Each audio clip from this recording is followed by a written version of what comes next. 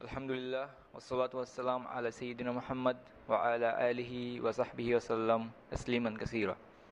ফিলিস্তিন পবিত্র এবং বরকতময় একটি ভূমির নাম। এর কথা কুরআনে বহু স্থানে উল্লেখ করা হয়েছে।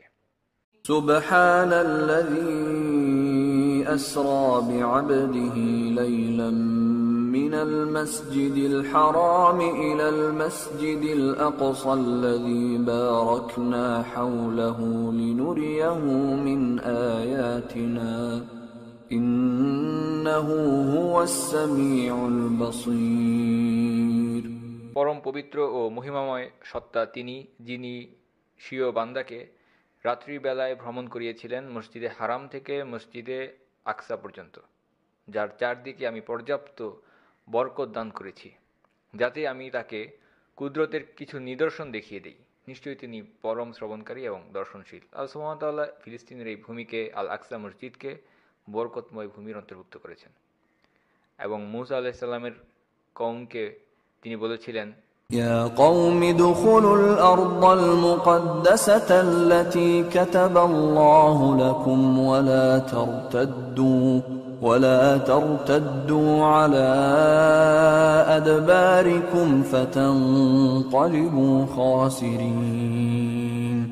হে আমার সম্প্রদায়, পবিত্র ভূমিতে প্রবেশ করো, যা আল্লাহ তোমাদের জন্য নির্ধারিত করে দিয়েছেন, এবং পেছন দিকে প্রত্যাবর্তন করো না, অন্যথায় তোমরা ক্ষতিগ্রস্ত হয়ে পড়বে।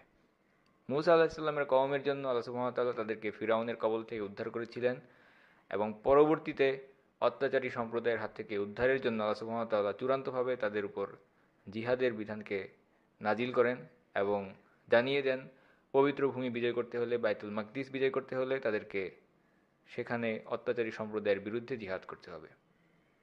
এবং এই কারণেই মূসা আলাইহিস সালাম বলেছিলেন, হে আমার সম্প্রদায়, পবিত্র ভূমিতে প্রবেশ করো, আল্লাহ তোমাদের জন্য নির্ধারিত করে দিয়েছেন, এবং পেছন দিকে প্রত্যাবর্তন করো না, অন্যথায় তোমরা ক্ষতিগ্রস্ত হয়ে পড়বে। সাহাবা এবং তাবেঈন তারা উদারভাবে এই পবিত্র ভূমির জন্য রক্ত বিলিয়ে দিতে কার্পণ্য করেননি, এবং আজও বর্তমান পৃথিবীতেও ফিলিস্তিনের মুসলিমরা রক্ত দিয়ে যাচ্ছে। এবং আমরা আজকে যে সময় নিয়ে কথা বলতে যাচ্ছি, সে সময়েও, অর্থাৎ সালাহউদ্দিন আইয়ুবী রাহিমাহুল্লাহ, তার সময়ের মুসলিমরাও এই ভূমির জন্য রক্ত ঝরিয়েছেন। রাসূলুল্লাহ সাল্লাল্লাহু আলাইহি সাল্লামের মৃত্যুর প্রায় ৫০০ বছর পর উম্মার অবস্থা অনেকটাই বদলে গেল, পরিবর্তিত হয়ে গেল। এক সময়ের দুনিয়ার তাবৎ রাষ্ট্রগুলো যে মুসলিমদের ভয়ে থরথর করে কাঁপত, যখন মুসলিমদেরকে রাসূলুল্লাহ সাল্লাল্লাহু আলাইহি সাল্লাম এমন একটি অবস্থায় রেখে গেলেন যে অল্প কয়েক বছরের মধ্যে তারা হয়ে গেল দুনিয়ার একমাত্র পরাশক্তি, সুপার পাওয়ার, সেই জাতির নেতা মুহাম্মদ সাল্লাল্লাহু আলাইহি সাল্লামের মৃত্যুর ৫০০ বছর পরের ঘটনা আমরা আজকে বলছি। সেই জাতির নেতা মুহাম্মদ সাল্লাল্লাহু আলাইহি সাল্লামের মৃত্যুর ৫০০ বছর পর উম্মার অবস্থা অনেকটাই পরিবর্তিত হয়ে গেল, এবং ঠিক যেন তলানিতে এসে ঠেকেছিল, অধঃপতনের শেষ সীমানায় এসে ঠেকেছিল, অনেকটাই বর্তমান সময়ের মুসলিম উম্মার মতো। সুবহানাল্লাহ, আমরা যদি ইতিহাস পড়ি তাহলে এই মিল এবং সামঞ্জস্য একেবারে অবাক করে দেওয়ার মতো। সালাহউদ্দিন আইয়ুবী রাহিমাহুল্লাহ তার সময়ের মুসলিমদের দুরবস্থা সত্ত্বেও যদি আল্লাহ সুবহানাহু ওয়া তাআলা তাদেরকে বিজয় দান করতে পারেন, তাহলে আল্লাহ সুবহানাহু ওয়া তাআলা আমাদেরকেও আমাদের অধঃপতিত অবস্থার সত্ত্বেও বিজয় দান করতে পারেন, যদি আমরা জানি বিজয়ের জন্য আমাদের কি করা উচিত, আল্লাহ সুবহানাহু ওয়া তাআলা আমাদেরকে কি করতে বলেছেন। وَمَا النَّصْرُ إِلَّا مِنْ عِندِ اللَّهِ الْعَزِيزِ الْحَكِيمِ। বিজয় ও সাহায্য সবকিছু আল্লাহর পক্ষ থেকে আসে, তিনি প্রবল পরাক্রান্ত ও মহাজ্ঞানী। যে বিজয় একমাত্র আল্লাহর পক্ষ হতেই আসে। আব্বাসীয় এবং উমাইয়া খলিফাদের শাসনের পর ৫০০ বছর অতিক্রান্ত হয়েছে, এবং ৪৯২ হিজরিতে খ্রিস্টান ক্রুসেডাররা দলে দলে মুসলিম ভূমিতে প্রবেশ করতে শুরু করলো। ইংরেজি ১০৯৯ সালে তারা বাইতুল মাকদিস দখল করে নিল, ফিলিস্তিন দখল করে নিল, এবং তাদের বর্বরতার শিকার হয়ে ফিলিস্তিনে ৭০,০০০ মুসলিম নির্মমভাবে গণহত্যার শিকার হলো, এমনকি শিশুরাও তাদের হাত থেকে রেহাই পেল না। শামের ভূমি থেকে খ্রিস্টানদেরকে বিতাড়ন করার ৫০০ বছরের ক্ষোভ তারা ফিলিস্তিনে 70,000 মুসলিমকে গণহত্যার মাধ্যমে তুলে নেওয়ার চেষ্টা করলো। কিন্তু এই 500 বছর সময় পর্যন্ত কেন তারা আক্রমণ করার সাহস দেখাতে পারেনি? কারণ এই সময়টি মুসলিমরা একতাবদ্ধ অবস্থায় ছিল এবং খলিফার নেতৃত্বে মুসলিমরা প্রতি বছর নিয়মিতভাবে লাগাতার তারা জিহাদে ছিলেন, যার কারণে শত্রুরা মুসলিম ভূমিতে প্রবেশ করার দুঃসাহস দেখাতে পারেনি। কিন্তু 500 বছর পর, যখন ইংরেজি 11 শতাব্দী, তখন মুসলিমদের পতন যুগ।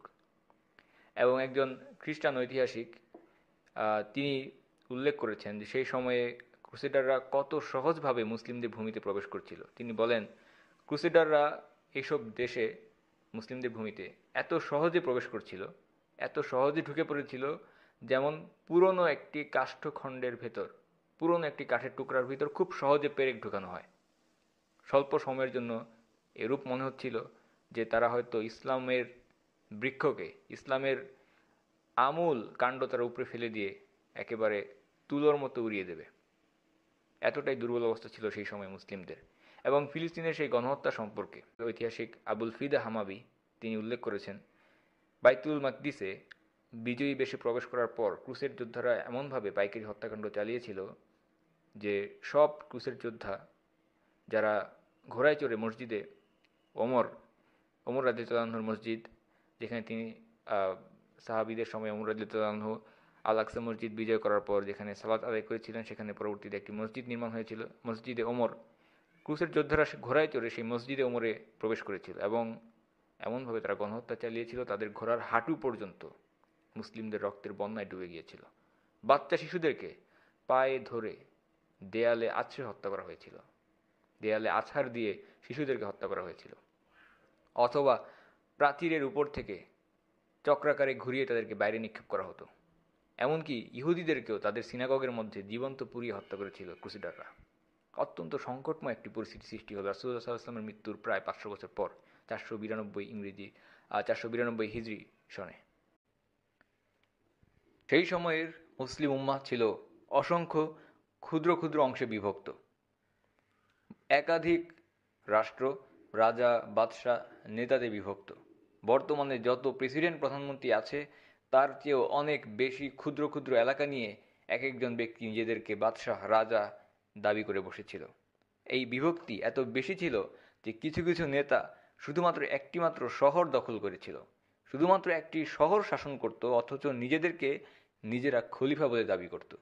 এই ধরনের নামমাত্র, গায়ে মানে না আপনি মোরল টাইপ নেতারা শুধুমাত্র জিহাদকে পরিত্যাগ করেই ক্ষান্ত ছিল না, বরং তারা মুসলিমদের বিরুদ্ধে ক্রুসেডারদের সাহায্য করছিল। নিজেদের মুসলিম ভাইদের প্রতি তারা বিশ্বাসঘাতকতা করেছিল এবং ফিলিস্তিনকে ক্রুসেডারদের হাতে তুলে দিয়েছিল। আর বিনিময়ে ক্রুসেডাররা তাদেরকে ক্ষমতায় টিকিয়ে রাখত, ঠিক যেমনটা আমরা বর্তমান সময়ে দেখতে পাচ্ছি। কত জঘন্য এই বিশ্বাসঘাতকতা! এ কারণেই আবু বকর এবং ওমর রাদিয়াল্লাহু তাআলা আনহুমা তারা বলতেন, ওয়াল্লাহি, আল্লাহর কসম, যে কেউ জিহাদকে পরিত্যাগ করে সে হয়ে পড়ে অপমানিত, অধঃপতিত। এবং এখানে আমরা উল্লেখ করতে পারি আবু বকর রাদিয়াল্লাহু আনহু খলিফা হওয়ার পর তার সংক্ষিপ্ত ভাষণে তিনি কি বলেছিলেন। তিনি বলেন, ইবন সাদের বর্ণনা অনুসারে, হে জনসাধারণ, জিহাদকে অবহেলা করবে না। আল্লাহর রাহে জিহাদ হতে যে জাতি বিরত থাকে, আল্লাহ সেই জাতিকে লাঞ্ছিত এবং অপমানিত, পর্যুদস্ত করে দেন এবং তাদের ভাগ্যে বিপর্যয় ঘটে। এবং আবু বকর রাদিয়াল্লাহু আনহু সত্যই বলেছেন। যে সময়ের কথা আমরা আপনাদের সামনে আজকে উপস্থাপন করতে যাচ্ছি, সেই সময়ের সাথে রাসূলুল্লাহ সাল্লাল্লাহু আলাইহি ওয়াসাল্লামের মৃত্যুর প্রায় 500 বছর পরের অবস্থা, যখন ক্রুসেডাররা মুসলিমদের ভূমিগুলো দখল করে নিচ্ছিল এবং ফিলিস্তিন আল আকসা মসজিদ, মুসলিমদের প্রথম কিবলা, তারা অধিকার করে রেখেছিল, সেই সময়ের সাথে আমাদের বর্তমান সময়ের আরেকটি সামঞ্জস্য আমরা উল্লেখ করতে পারি। সেটা হচ্ছে সেই সময়ের সাথে বর্তমান সময়ে মুসলিমদের অবস্থা। বর্তমান সময়ে মুসলিমরা যেভাবে বিভিন্ন ফিরকায় বিভক্ত, সেই সময়েও মুসলিমদের মধ্যে বিভিন্ন ফিরকা ছিল, বিদআহ ছিল, সুফিবাদ, শিয়াবাদ ইত্যাদি গোমরাহ, ভ্রান্ত, বাতিল মতবাদের লোকেরা নিজেদেরকে হকপন্থী বলে দাবি করত। আল আজহার বিশ্ববিদ্যালয়, মিশরের বিখ্যাত এবং বিশ্বের অন্যতম প্রধান সুন্নি ইসলামিক বিশ্ববিদ্যালয়টি সে সময়ে ছিল একটি শিয়া শিক্ষা প্রতিষ্ঠান। এবং এত কিছুর মধ্যে মুসলিমদের নেতা সালাহুদ্দিন আইয়ুবী তিনি ঠিক জানতেন জিহাদ ফরজ হয়ে পড়ে যখন মুসলিমদের ভূমি দখল করা হয়, এবং তিনি এই সত্যকে এড়ানোর জন্য কোনো অজুহাত খুঁজছিলেন না, কারণ তিনি জানতেন জিহাদ এর মর্যাদা অতি উচ্চ এবং এটা এমন একটা ইবাদত যা আল্লাহ সুবহানাহু ওয়া তাআলা মানুষের উপর ফরজ করেছেন। সালাহুদ্দিন আইয়ুবী জন্মগ্রহণ করেছিলেন 523 হিজরি সালে। একটি সামরিক ঘাঁটিতে, মিলিটারি বেসে তিনি জন্মগ্রহণ করেছিলেন, এবং এটা ছিল তিকরিত শহরে। এবং যখন তার মা গর্ভবতী ছিলেন তখন তিনি হয়তো কখনো ভাবতেও পারেননি তার গর্ভের সন্তানটি কত বড় একজন কিংবদন্তি হয়ে উঠবেন এই মুসলিম উম্মার জন্য। তার গর্ভে রয়েছে এমন এক সন্তান যা কিনা আল্লাহর তরবারিগুলোর মধ্যে একটি। এবং তিনি স্বপ্নে দেখেছিলেন, সালাহুদ্দিন আইয়ুবীর মা যখন তিনি গর্ভবতী ছিলেন তখন তিনি একটি স্বপ্ন দেখেছিলেন, তার গর্ভে তিনি আল্লাহর তরবারিগুলোর মধ্যে একটি তরবারিকে ধারণ করেছেন। সুবহানাল্লাহ, এই স্বপ্ন সত্যে পরিণত হয়েছিল এবং তার গর্ভের সন্তানের মাধ্যমে আল্লাহ সুবহানাহু ওয়া তাআলা এই উম্মার প্রতি তার রহমতকে বর্ষণ করেছেন। আমরা একজন কিংবদন্তির কথা বলছিলাম, সালাহুদ্দিন আইয়ুবী রাহিমাহুল্লাহর কথা আমরা আলোচনা করছি।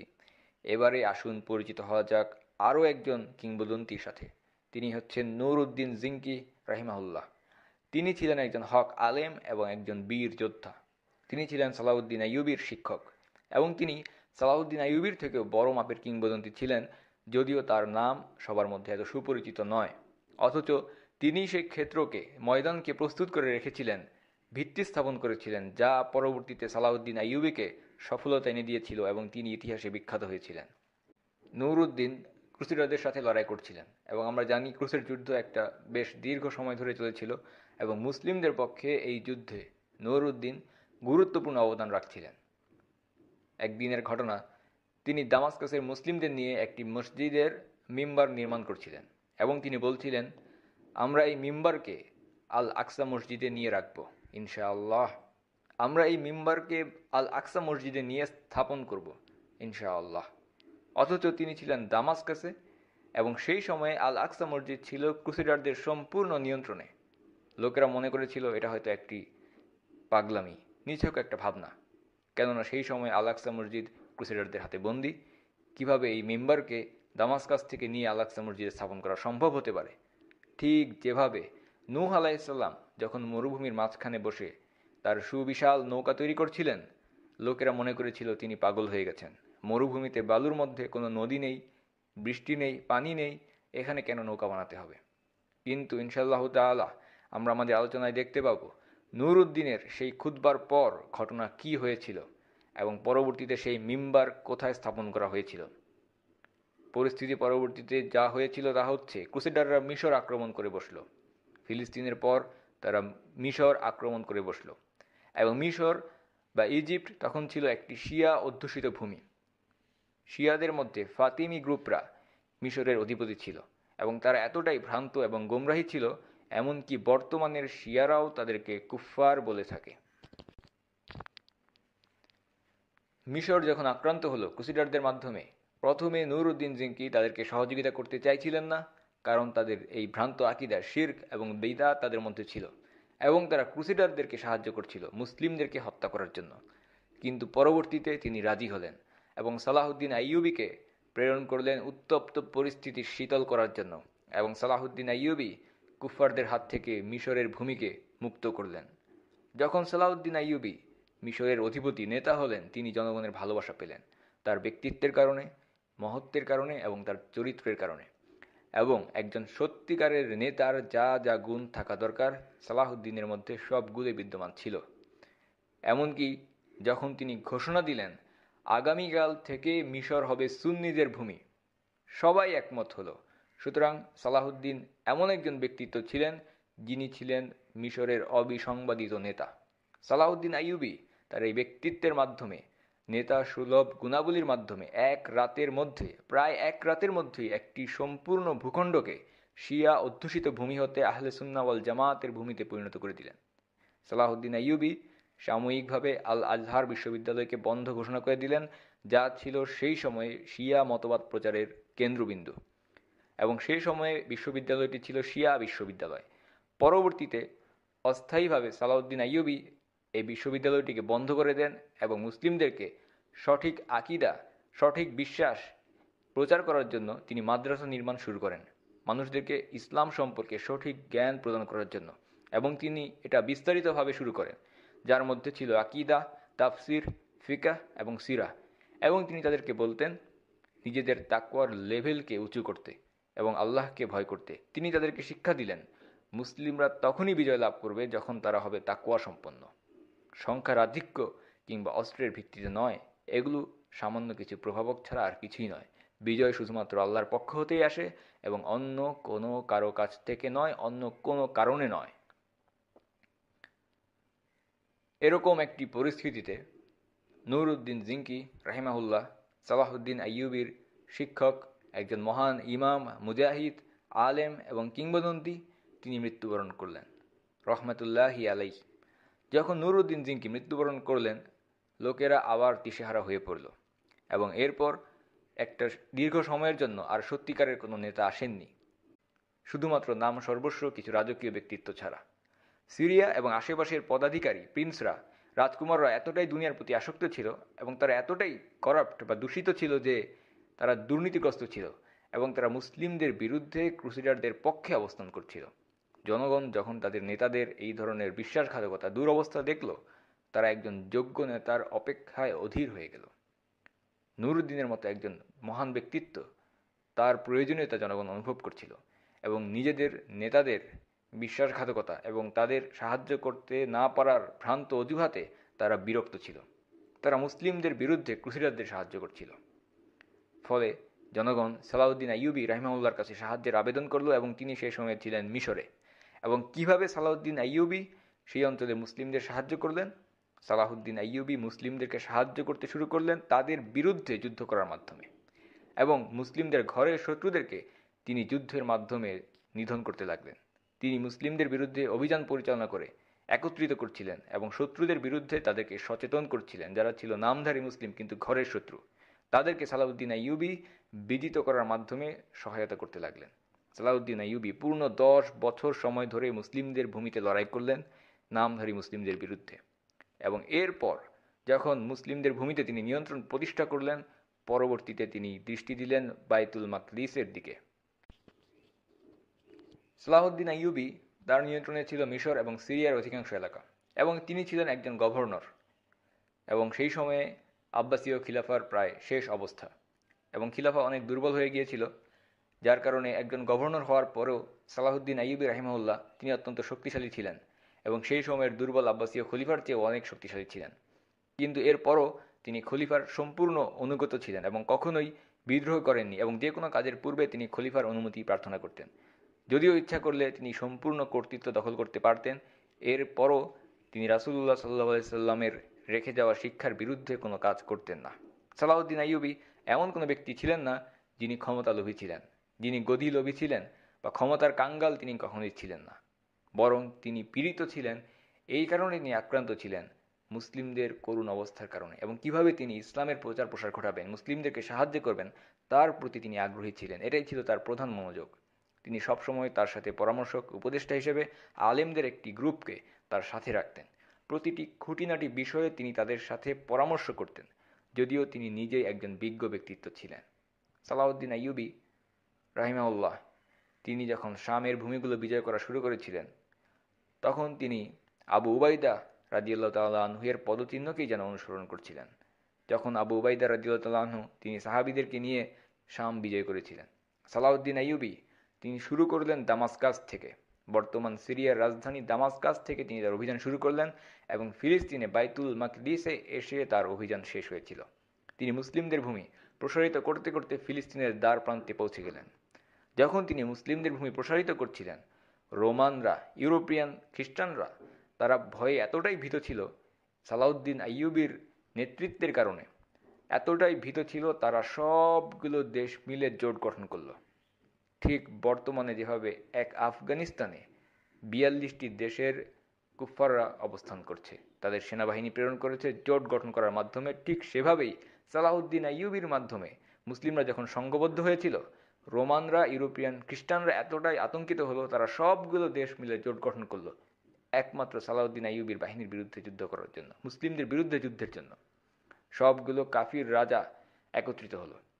ব্রিটেন থেকে শুরু করে জার্মানি পর্যন্ত, ফ্রান্স, সবাই একত্রিত হয়ে সেনাবাহিনী গঠন করলো মুসলিমদের বিরুদ্ধে লড়াই করার জন্য। কিন্তু তারা অল্পই জানতো, যদিও তারা দীর্ঘদিন ধরে এই ক্রুসেড যুদ্ধ চালিয়ে আসছে, মুসলিমদেরকে বিভিন্নভাবে হত্যা করছে, নির্যাতন করছে, কিন্তু এবারে তারা খুব অল্পই জানতো এবার তারা যুদ্ধ করতে যাচ্ছে আগের মতো বিভ্রান্ত মুসলিমদের বিরুদ্ধে নয়। এই মুসলিমরা সত্যিকারভাবেই ইসলামের উপর প্রতিষ্ঠিত এবং তারা সত্যিই আল্লাহ সুবহানাহু ওয়া তাআলাকে আনুগত্য করছিলেন, যিনি আনুগত্যের যোগ্য, এবং এ কারণে তাদের সাথে ছিল আল্লাহ সুবহানাহু ওয়া তাআলার পক্ষ থেকে সাহায্য, এবং এর ফলে তাদেরকে পরাজিত করা সম্ভব হতে পারে না। সালাহউদ্দিন আইয়ুবী রাহিমাহুল্লাহ কখনোই এমন কোনো একটিও যুদ্ধ করেননি যতক্ষণ না তিনি ফজরের সালাত আদায় করছেন এবং এরপর সবাই মিলে দোয়া করছেন। একদিন তিনি দেখলেন তার সৈন্যরা ঘুমিয়ে রাত কাটাচ্ছে। তিনি তাদেরকে ডাকলেন এবং বললেন, ওঠো সবাই, আল্লাহর জন্য অশ্রু ঝরাও। ওয়াল্লাহি লাজিম, যদি আমরা পরাজিত হই তাহলে হব তোমাদের জন্য। সবাই ওঠো, আল্লাহ সুবহানাহু ওয়া তাআলার জন্য অশ্রু ঝরাও। যদি আমরা পরাজিত হই তাহলে সেটা তোমাদের জন্যই হবে। সুবহানাল্লাহ, এটা শুধুমাত্র তারা ঘুমাচ্ছিল বলে। কেন তারা তাহাজ্জুদ আদায় করছে না? কেন তারা দোয়া করছে না? এই অবস্থার সাথে যদি আমরা আমাদের বর্তমান অবস্থাকে তুলনা করি, আমরা উম্মার বর্তমান দুর্দশার বিষয়টি সহজেই অনুধাবন করতে পারব। আমাদের অধিকাংশ লোক যারা মুসলিম বলে নিজেদেরকে দাবি করে থাকে, এদের অধিকাংশই ফরজ সালাতের প্রতি উদাসীন। তাহাজ্জুদ, কিয়াম, সুন্নাহ এগুলো তো আরও পরবর্তী বিষয়। অথচ সালাহউদ্দিন আইয়ুবী রাহিমাহুল্লাহ বিজয়ের ক্ষেত্রে ইবাদতের গুরুত্বকেই সবার উপরে তুলে ধরেছেন। কারণ আমরা বলেছি, বিজয় কখনোই সংখ্যা, প্রযুক্তি বা অন্য কোনো উৎস থেকে আসে না। বিজয় আসে আল্লাহ সুবহানাহু ওয়া তাআলার পক্ষ থেকে। যখন আপনি উম্মার বর্তমান অবস্থা সম্পর্কে আলোচনা করবেন, সমাধানের পথ খুঁজবেন, তখন এই বিষয়টাও অবশ্যই মাথায় রাখবেন। একটি ঘটনা আমরা উল্লেখ করতে পারি, সেই সময়ে ক্রুসেডারদের আধিপত্য, অহংকার কত দূর চলে গিয়েছিল। এই ঘটনাটি উল্লেখ করলে আমরা বুঝতে পারবো তৎকালীন সময়ে যারা ফিলিস্তিন দখল করে রেখেছিল তারা কতটা উদ্ধত, অহংকারী, এবং তাদের এই মানসিকতা ছিল অসুস্থ, বিকৃত মানসিকতা। ঠিক বর্তমানে যারা মুসলিমদের ভূমিগুলো দখল করে রাখছে এবং মুসলিমদের উপর অত্যাচার চালাচ্ছে, একই ধরনের লোকেরা সেই সময়েও ছিল। এরা যেন ঠিক সেই সময় লোকদেরই প্রতিনিধি। তাদের সবার মানসিকতা একই, তাদের সবার পরিচয় একই, তারা সবাই আল্লাহর শত্রু। কুফফারদের মধ্যে একজন প্রভাবশালী ব্যক্তি ছিল রেজিনাল্ড শ্যাটেলন। সে ছিল বিকৃত, অসুস্থ মানসিকতার একজন ব্যক্তি। সে কসম করে বলল যে সে কাবা ঘর ভেঙে মাটির সাথে মিশিয়ে দেবে এবং সে মাটি থেকে বের করবে, এমনকি এই কথাটি বলাও কঠিন, সে মাটি থেকে বের করবে উটের রাখালের দেহকে। এর মাধ্যমে সে ইঙ্গিত করছিল সম্মানিত রাসূল মুহাম্মদ আল মুস্তাফা সাল্লাল্লাহু আলাইহি সাল্লামের দিকে। সেই ব্যক্তিটি ঘোষণা দিল যে মুসলিমদের ভূমি থেকে রাসূলুল্লাহ সাল্লাল্লাহু আলাইহি সাল্লামের দেহ সে চুরি করে নিয়ে আসবে এবং তার প্রাসাদে নিয়ে যাবে, এবং এরপর টাকার বিনিময়ে মুসলিমদেরকে সেই দেহ সে দেখাবে। যখন সালাহউদ্দিন আইয়ুবী রাহিমাহুল্লাহ এই বিকৃত, অসুস্থ ঘোষণার কথা শুনলেন, তিনি তার তরবারি তুলে ধরলেন সোজা আসমানের দিকে এবং বললেন, ওয়াল্লাহি, আমি নিজে তাকে হত্যা করতে চাই। এবং তিনি একথা বলছিলেন, এটা প্রতিফলিত করে রাসূলুল্লাহ সাল্লাল্লাহু আলাইহি সাল্লামের প্রতি তার ভালোবাসা কত গভীর ছিল এবং তিনি কত সম্মান করতেন রাসূলুল্লাহ সাল্লাল্লাহু আলাইহি সাল্লামের ইজ্জতকে। তিনি তাকে পাকড়াও করার জন্য একটি রেজিমেন্ট গঠন করলেন এবং তারা তাকে পাকড়াও করল। তারা তাদেরকে ধরে নিয়ে মদিনায় চলে আসলো এবং ঠিক সেখানে তাদের শিরচ্ছেদ করা হলো। কিন্তু এর মধ্যেই রেজিনাল্ড শ্যাটেলন সে আত্মগোপন করেছিল এবং সে পলায়ন করতে সক্ষম হলো। সালাহউদ্দিন আইয়ুবী রাহিমাহুল্লাহ ফিলিস্তিনের দিকে তার চূড়ান্ত অভিযানের জন্য অগ্রসর হতে লাগলেন। অনেক ভূমি জয় করার পর এবারে তারা তৈরি, হাজার হাজার মুসলিম তারা এবার তৈরি আল্লাহ সুবহানাহু ওয়া তাআলার জন্য জিহাদ করার জন্য। ইতিহাসের অন্যতম শ্রেষ্ঠ এবং সুপরিচিত বিখ্যাত লড়াইটি শুরু হলো, হিত্তিনের যুদ্ধ, যা বর্তমানে ফিলিস্তিনে অবস্থিত। সালাহউদ্দিন আইয়ুবী এবং তার বাহিনী ক্রুসেডারদের মোকাবেলা করতে শুরু করলেন। যে বাহিনীর বিপক্ষে তারা লড়াই করছিলেন তা ছিল সংখ্যায় অত্যন্ত বিশাল, কিন্তু এটা তাদেরকে মোটেও বিচলিত করেনি। তারা জানতেন সাহায্য এবং বিজয় আল্লাহ ছাড়া আর কোনো উৎস হতে আসে না। সংখ্যা, প্রযুক্তি, ভূগোল এগুলো গণনা করার বিষয় নয়।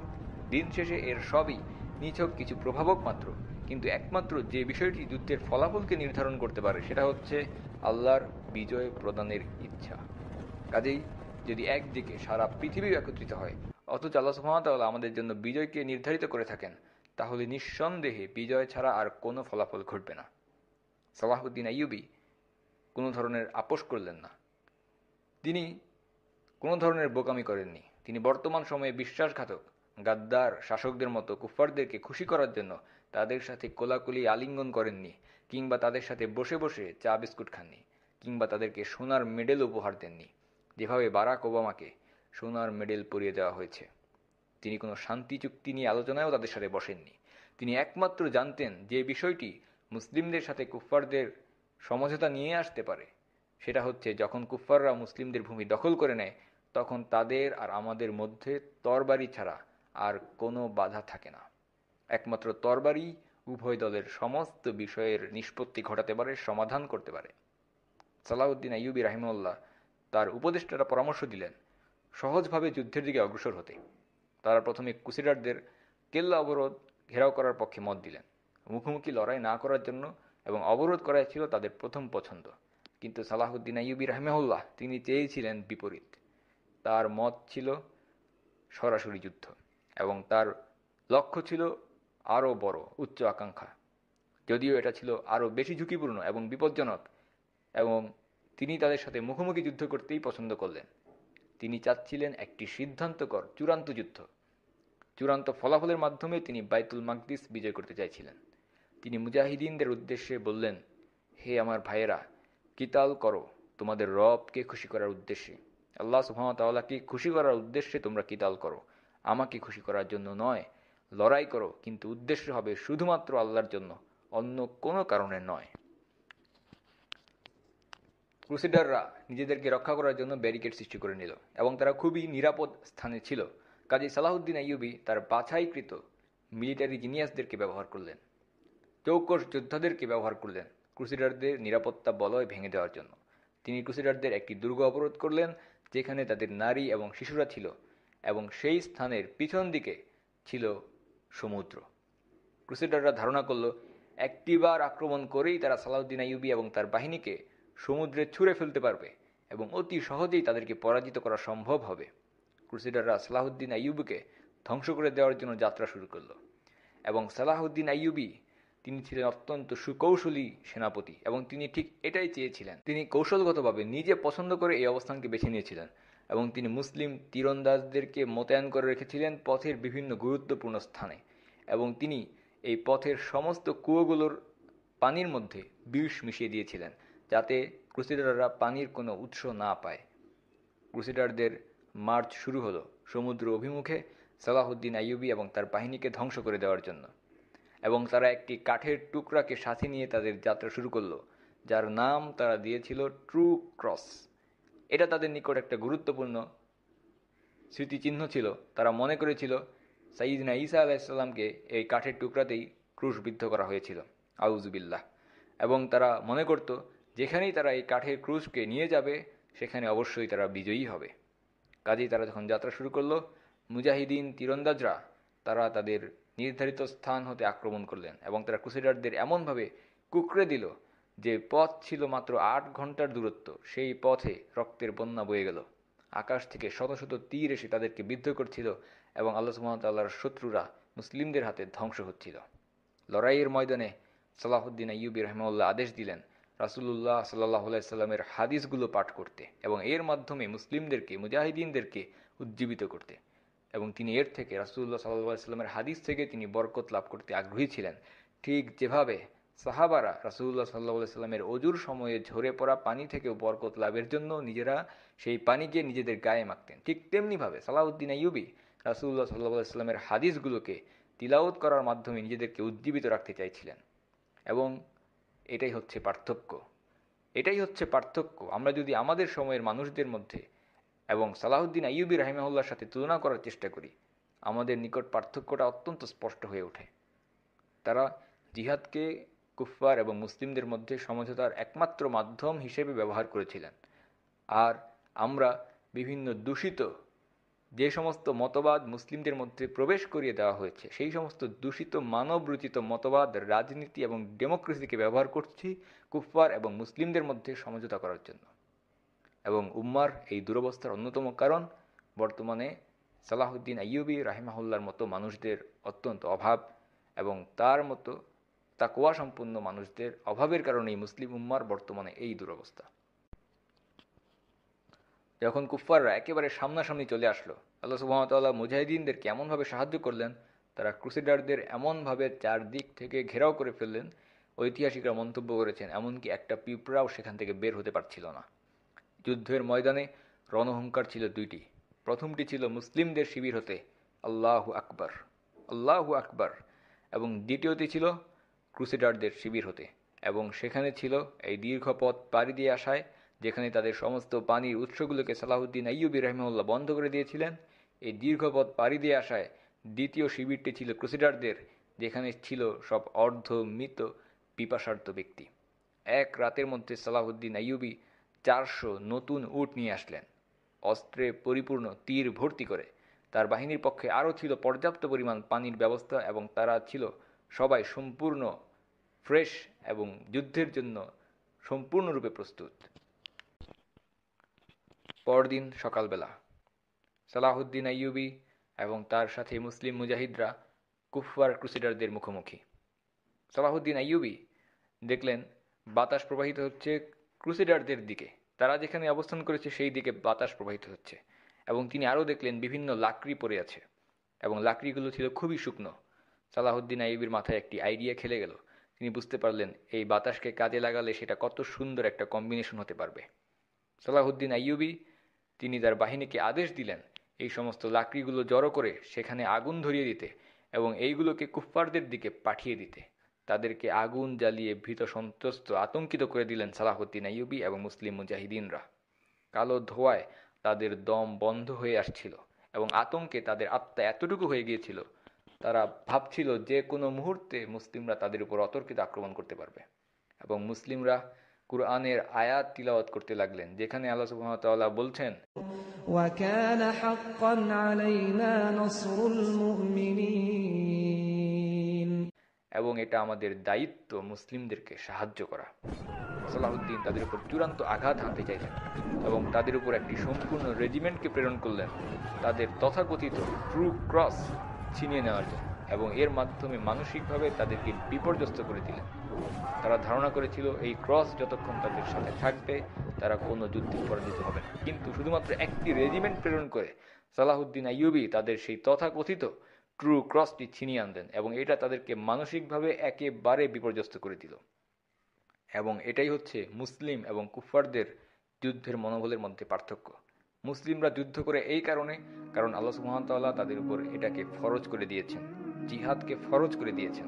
মুসলিমরা ফলাফলের জন্য যুদ্ধ করেন না এবং ফলাফলের জন্য তারা নির্ভর করেন আল্লাহ সুবহানাহু ওয়া তাআলার উপর। আল্লাহ সুবহানাহু ওয়া তাআলা যখন তাদেরকে ইচ্ছা করবেন চাইলে বিজয়ও দিতে পারেন কিংবা এই বিজয়কে দীর্ঘায়িতও করতে পারেন, বিজয়ের আগমন দীর্ঘায়িত বিলম্বিতও করতে পারেন।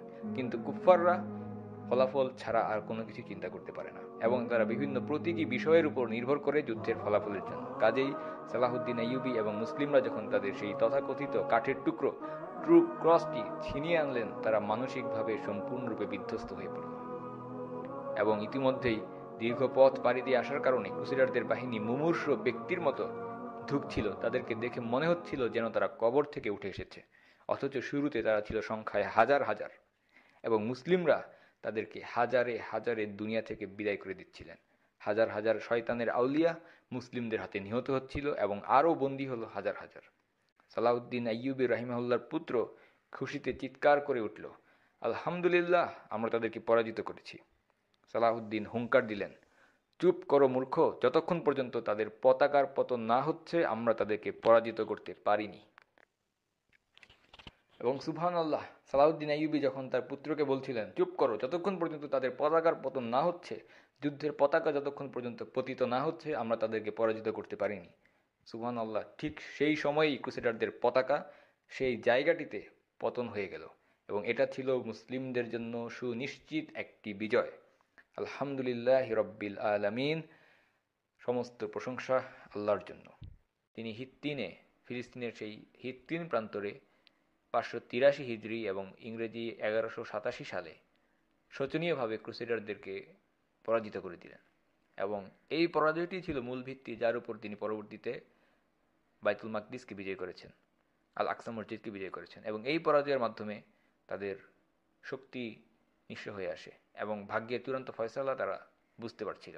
এবং খ্রিস্টান ঐতিহাসিক লেন পুল সেই চিত্রটি এঁকেছেন এই বক্তব্যের মাধ্যমে। তিনি ক্রুসেডারদের সেই শোচনীয় পরাজয় সম্পর্কে বলেন, একজন মুসলিম সৈনিক 30 জনের মতো খ্রিস্টান সৈন্যের প্লাটুন নিজের হাতে, একজন মুসলিম 30 জনের মতো খ্রিস্টান সৈন্যের প্লাটুনকে নিজের হাতে বন্দি করে রেখেছিল, তাঁবুর দড়ি দিয়ে তাদেরকে বেঁধে নিয়ে যাচ্ছিল। নিহত ক্রুসেডারদের লাশ এবং তাদের কর্তৃত হাত পা এমনভাবে স্তূপ আকারে পড়েছিল যেমনভাবে পাথরের উপরে পাথর পড়ে থাকে স্তূপ আকারে। কর্তৃত কাটা হাত পায়ের খণ্ডবিখণ্ড লাশ এমনভাবে বিক্ষিপ্তভাবে মাটিতে পড়েছিল যেভাবে তরমুজের ক্ষেতে তরমুজ বিক্ষিপ্তভাবে পড়ে থাকে। এবং এই সিদ্ধান্তকর যুদ্ধে ক্রুসেডারদের 30,000 লোক মারা গিয়েছে বলে দীর্ঘদিন যাবৎ প্রসিদ্ধি লাভ করেছিল। এখন সেই মুহূর্তে যদি আমাদের কেউ সেখানে থাকতেন তাহলে কি করতেন? বিজয় এসে গেছে এটা দেখে হয়তো অনেকে খুশিতে আনন্দে লাফিয়ে উঠতেন, চিৎকার করতেন, নিজেদেরকে উপভোগ করা শুরু করে দিতেন। কিন্তু সালাহুদ্দিন আইয়ুবী তিনি ছিলেন একজন ধীরস্থির বিচক্ষণ ব্যক্তি। বিজয় নিশ্চিত হওয়ার পর সর্বপ্রথম যেই কাজটি তিনি করলেন সেটা হচ্ছে আল্লাহ সুবহানাহু ওয়া তাআলার দরবারে শুকরিয়া আদায় করলেন, সিজদা করলেন।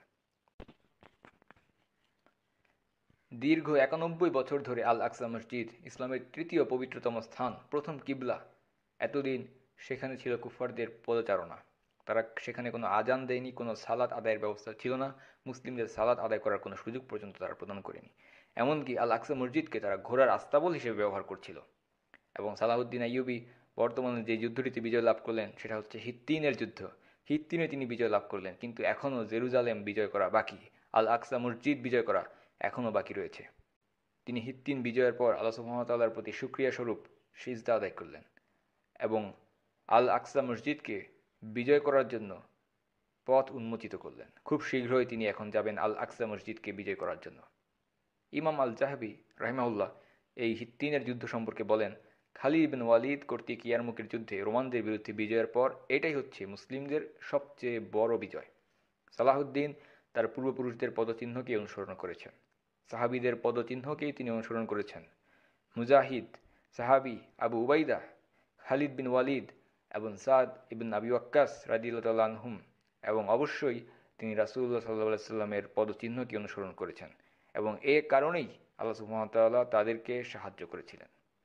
মুসলিমরা ক্রুসেডারদের এত বিপুল সংখ্যাকে হত্যা করেছিলেন এবং এত বিপুল সংখ্যককে বন্দীও করেছিলেন যে বিখ্যাত মুসলিম ঐতিহাসিক ইবন কাসির রাহিমাহুল্লাহ এই ব্যাপারে মন্তব্য করেছেন, যদি কেউ নিহত ব্যক্তিদের বিপুল সংখ্যার দিকে খেয়াল করে তার মনে হবে একজন ব্যক্তিও প্রাণে বাঁচতে পারেনি। তিনি আরও বলেন, যদি কেউ যুদ্ধবন্দীদের বিপুল সংখ্যার দিকেও খেয়াল করে তার মনে হবে একজন ব্যক্তিও হয়তো নিহত হয়নি। সালাহুদ্দিন আইয়ুবী এমন একজন ব্যক্তি ছিলেন যিনি সত্যিকারভাবেই আল্লাহকে ইবাদত করতেন এবং এ কারণেই আল্লাহ সুবহানাহু ওয়া তাআলা তাকে বিজয় প্রদান করেছিলেন। আলেমরা এই মহান ব্যক্তির ব্যাপারে মন্তব্য করেছেন, সালাহুদ্দিন আইয়ুবীর ব্যাপারে তারা মন্তব্য করেছেন, তিনি কখনো জামাতে সালাত আদায় করতে ভুলেননি এবং তিনি ছিলেন আবেদদের মধ্যে অন্যতম সেরা আবেদ। তিনি জানতেন ময়দানে বিজয়ের জন্য শ্রেষ্ঠ প্রস্তুতি নিতে হয় ময়দানের বাইরে। তিনি জিহাদের প্রস্তুতি নিতে গিয়ে অন্যান্য দায়িত্ব সম্পর্কেও কখনো বেখেয়াল ছিলেন না। সালাহুদ্দিন হিত্তিন বিজয় করেছেন, কিন্তু তার মিশন এখনও কমপ্লিট হয়নি। তার জন্য হিত্তিন বিজয় করাই যথেষ্ট নয়, তার লক্ষ্য আরও উঁচুতে এবং তিনি আল আকসা মসজিদ বিজয় না করা পর্যন্ত বিরত হবেন না। তিনি সেই উদ্দেশ্যে জেরুজালেমের বাইতুল মাকদিসের দিকে রওনা হলেন। কিন্তু এই মহান শহরে প্রবেশের পূর্বে খ্রিস্টানদের পক্ষ হতে তাকে একটি পত্র প্রেরণ করা হলো। কি ছিল সেই পত্রে? তারা বলছে তারা আত্মসমর্পণ করবে, কিন্তু শর্ত হলো মুসলিমদেরকে শান্তিপূর্ণভাবে প্রবেশ করতে হবে, কোনো বাহিনী বা ফোর্স নিয়ে প্রবেশ করা চলবে না। কিন্তু কেন তারা এত ভীত? কেন তারা বলছে তারা আত্মসমর্পণ করবে, কিন্তু শর্ত হলো মুসলিমদেরকে শান্তিপূর্ণভাবে প্রবেশ করতে হবে, কোনো ফোর্স নিয়ে সেখানে প্রবেশ করা চলবে না? সালাহুদ্দিন আইয়ুবী এই পত্র লাভ করার পর জেরুজালেমের দিকে অগ্রসর হলেন এবং যখন তিনি বুঝতে পারলেন, তার নিকট স্পষ্ট হলো ক্রুসেডাররা পরাজিত হয়েছে, তিনি সেখানে শক্তি সহ বাহিনী নিয়ে ফোর্স নিয়ে প্রবেশ করার সিদ্ধান্তই নিলেন। 91 বছর আগে এই স্থানে আল আকসা মসজিদে যে ঘটনাটি ঘটেছিল তিনি চাইলে তার স্মরণ করতে পারতেন এবং তার পুনরাবৃত্তিও করতে পারতেন, এখানে 91 বছর আগে নির্মমভাবে মুসলিমদেরকে পাইকারিভাবে গণহত্যা করা হয়েছিল এবং 70,000 মুসলিমদেরকে হত্যা করা হয়েছিল। এমনকি এই হত্যাযজ্ঞ এত ভয়াবহ ছিল, আল আকসা মসজিদ ক্রুসেডারদের তাদের ঘোড়াগুলোর হাঁটু পর্যন্ত রক্ত জমা হয়েছিল, মুসলিমদের রক্ত। এবং বর্তমানে সেখানেই যাচ্ছেন সালাহুদ্দিন আইয়ুবী এবং তার সাথে রয়েছে শক্তি এবং ফোর্স। কিন্তু এই মুহূর্তে খ্রিস্টানরা মুসলিমদেরকে আবার পত্র প্রেরণ করল, তারা অবগত করল সালাহুদ্দিন আইয়ুবীকে যদি তিনি ফোর্স নিয়ে জেরুজালেমে প্রবেশ করেন তাহলে সেখানকার অধিবাসী সকল মুসলিমদেরকে হত্যা করা হবে। সালাহুদ্দিন আইয়ুবী মুসলিমদের রক্তের মূল্য জানতেন। তিনি ওয়াদা করলেন শান্তিপূর্ণভাবেই তিনি জেরুজালেমে প্রবেশ করবেন। এবং যখন তিনি নবীদের শহর, আম্বিয়াদের শহর জেরুজালেমে প্রবেশ করলেন, তিনি ঠিক সেভাবেই প্রবেশ করেছিলেন যেভাবে রাসূলুল্লাহ সাল্লাল্লাহু আলাইহি সাল্লাম মক্কা বিজয়ের পরে মক্কায় প্রবেশ করেছিলেন। তিনি জেরুজালেমে মাথা নিচু করে বিনয় অবনত হয়ে কিন্তু একই সাথে সম্মানের সাথে জেরুজালেমে প্রবেশ করলেন। তিনি খুশিতে, আনন্দে, আবেগে ঝরঝর করে কাঁদতে লাগলেন। তার চোখ থেকে অবিরাম অশ্রু ঝরে পড়তে লাগলো এবং তিনি আল্লাহর প্রশংসা করলেন। সালাহুদ্দিন আইয়ুবী এমন একদিনে বাইতুল মাকদিসে প্রবেশ করলেন যে দিনটির ব্যাপারে অনেক উলামাগণ মন্তব্য করেছেন দিনটি ছিল ইসরা আল মিরাজের দিন, যেদিন রাসূলুল্লাহ সাল্লাল্লাহু আলাইহি সাল্লাম ঊর্ধ্ব আকাশে গমন করেছিলেন এবং তার পূর্বে আল আকসা মসজিদে এসে সালাত আদায় করেছিলেন। যদিও ইসরা আল মিরাজের দিনটি ঠিক কবে এটি নিয়ে আলেমদের মধ্যে মতভেদ রয়েছে।